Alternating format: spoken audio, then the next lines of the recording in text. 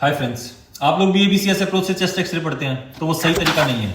60 second में आपको x ray chest पढ़ने का सही तरीका बताता हूं। चेस्ट एक्सरे को हम 2 स्टेप्स में पढ़ेंगे। सबसे पहले हम देखेंगे कि एक्सरे की फिल्म की क्वालिटी एडिक्वेट है या नहीं है, वो राइट न्यूमोनिक से देखेंगे। Are for rotation. रोटेशन कैसे देखते हैं? जो स्पाइनस प्रोसेस है वर्टिब्रेस का, वहां से हम मीडियल एंड ऑफ क्लेविकल देखते हैं दोनों साइड का। अगर ये इक्विडिस्टेंट है तो मतलब कोई रोटेशन नहीं है। फिर आई फॉर इंस्पिरेशन।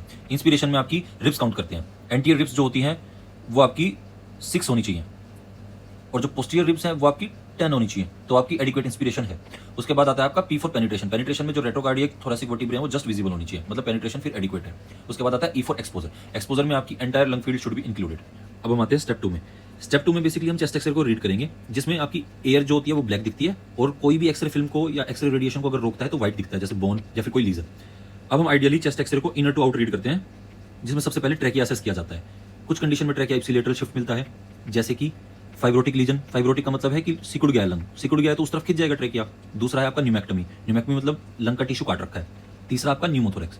इन कुछ कंडीशन में इप्सिलेटरल शिफ्ट हो जाता है ट्रैकिया। अब कुछ कंडीशन है जिनमें कॉन्ट्रालेटरल शिफ्ट होता है, जैसे कि इस साइड कोई कंसोलिडेशन हो या फिर प्लूरल इफ्यूजन हो या फिर कोई मास हो। उसके बाद हम असेस करेंगे मीडियस्टिनम। मीडियस्टिनम को प्रैक्टिकली कैसे असेस करना होता है मैंने एक रील में बताया, जो आपको लिंक में भी मिल जाएगी। ये 0.5 या 0.6 से ज्यादा ओसीटी रेशो, तब हम बोलते हैं कार्डियोमेगाली। उसके बाद हम असेस करते हैं हाइला reason. हाइला reason mainly pulmonary artery से बना होता है, जिसमें लेफ्ट हाइला कभी भी राइट वाले से नीचे नहीं मिलेगा। So left हाइला never lowers. अगर ये मिलता है तो ये पैथोलॉजी को बताता है। उसके बाद आइडियली ये 16 mm होता है इसका साइज हाइला रीजन का। ये पल्मोनरी आर्टरी कंजेशन या प्रोमिनेंस में बढ़ा हुआ मिलता है। दूसरा ये टीबी में भी बढ़ा हुआ मिलता है।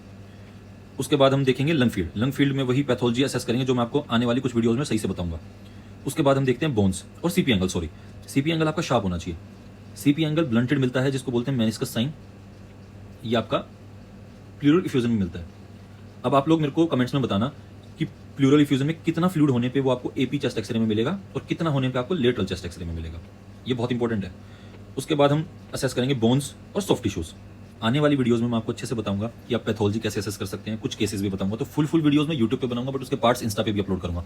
तो लाइक और सब्सक्राइब करना आप YouTube. Share it to your medico friend and follow me for such videos.